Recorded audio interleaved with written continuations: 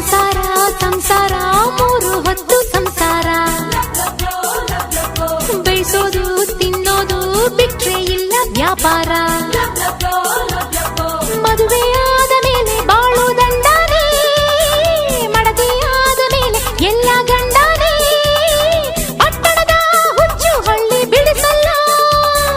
ಮುಂದೆ ನೋಡೋ ಪುಟ್ನಂಜ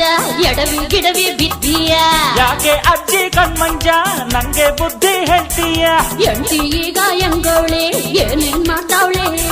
ನಂದೇ ದಾರಿ ಕಾಯ್ತಾವಳೆ ಹಬ್ಬದ ಅಡ್ಗೆ ಮಾಡ್ತಾವಳೆ ಹಾಡಿರೋ